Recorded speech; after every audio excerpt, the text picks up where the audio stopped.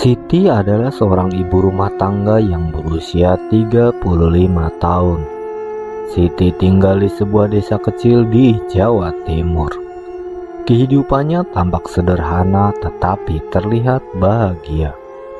Suaminya bekerja sebagai petani, sementara Siti mengurus rumah tangga dan sesekali membantu usaha kecil-kecilan menjual jajanan pasar di depan rumahnya. Ia dikenal ramah dan murah senyum, sehingga banyak yang menghormatinya. Namun kehidupan yang tampak harmonis ternyata menyulut rasa iri dari beberapa tetangganya. Semuanya bermula ketika Siti mulai mengalami sakit kepala yang aneh.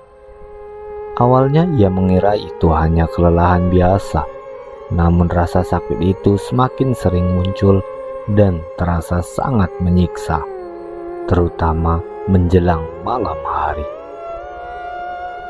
Tidak hanya itu, tubuhnya sering terasa lemas tanpa sebab yang jelas, seolah-olah energinya tersedot habis.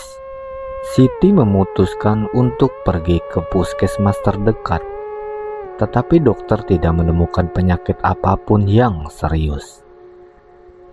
Namun rasa sakit itu terus berlanjut dan bahkan semakin parah. Setelah beberapa minggu berlalu, hal-hal ganjil mulai terjadi di rumah Siti. Ia sering mendengar suara langkah kaki di dapur. Ketika saat dicek, tidak ada siapapun di dapur. Di malam-malam tertentu, terdengar suara ketukan di pintu depan. Tetapi ketika pintu dibuka, tidak ada orang. Bahkan suaminya, Pak Ridwan, mulai merasakan ada sesuatu yang tidak beres. Di suatu pagi, saat sedang membersihkan halaman, tak sengaja Siti menemukan benda-benda yang mencurigakan. Di sudut rumah, ia melihat segumpal kain hitam yang terikat dengan tali. Ketika dibuka, di dalamnya terdapat jarum-jarum kecil yang berkarat dan bercak darah kering. Selain itu, di bawah jendela kamar mereka ditemukan boneka terbuat dari kain dengan bagian tubuh yang ditusuk paku.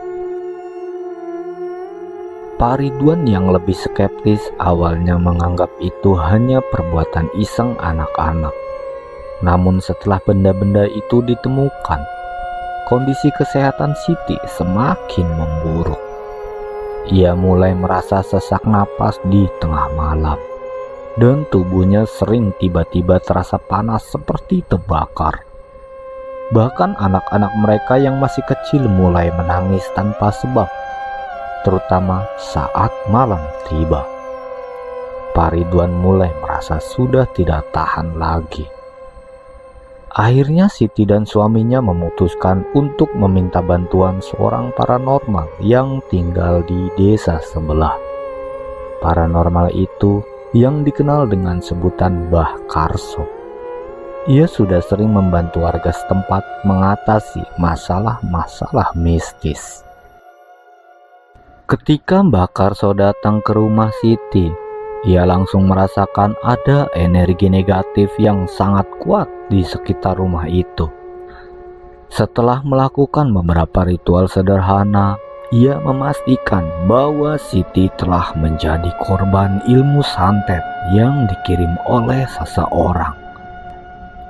Menurut Mbah Karso, benda-benda seperti jarum, boneka, dan kain hitam itu adalah media santet yang digunakan untuk mengirim energi jahat kepada Siti.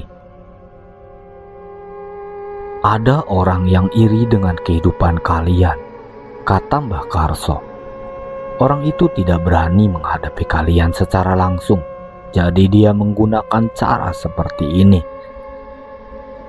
Kemudian Mbah Karso melakukan ritual pembersihan selama 3 malam berturut-turut. Ritual itu melibatkan doa-doa tertentu, pembakaran kemenyan, dan penggunaan air yang telah diberkahi.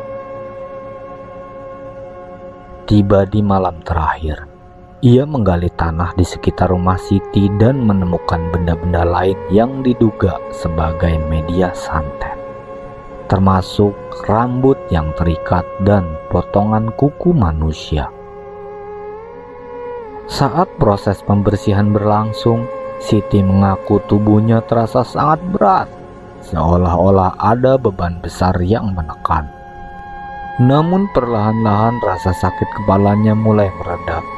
Setelah ritual selesai, Mbah Karso mengatakan bahwa energi negatif itu telah dikembalikan kepada pengirimnya.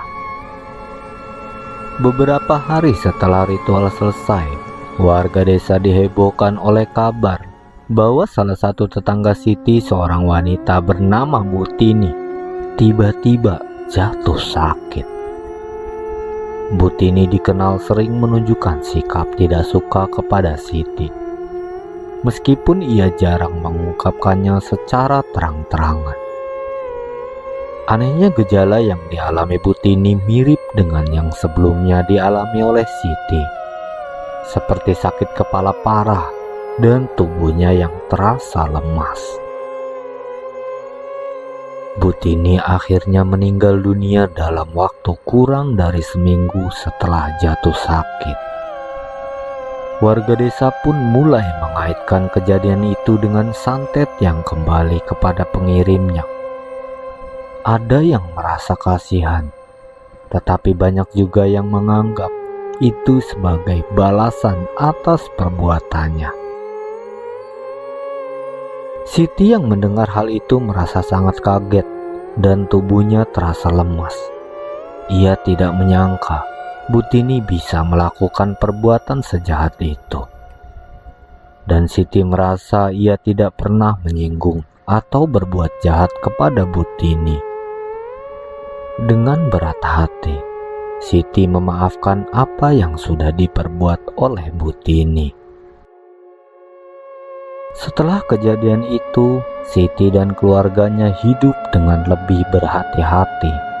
Mereka sering melakukan doa bersama dan menjalin hubungan baik dengan semua orang desa. Bagi Siti, pengalaman itu mengajarkan bahwa iri hati bisa mendorong seseorang melakukan hal-hal yang tidak terduga, bahkan yang melibatkan kekuatan gaib. Kisah ini terus menjadi perbincangan di desa tersebut. Meskipun ada yang percaya, ada pula yang meragukan kebenarannya. Namun, bagi Siti dan keluarganya, pengalaman tersebut sangat nyata dan menjadi pengingat bahwa hubungan sosial harmonis adalah kunci untuk menghindari konflik yang tidak perlu.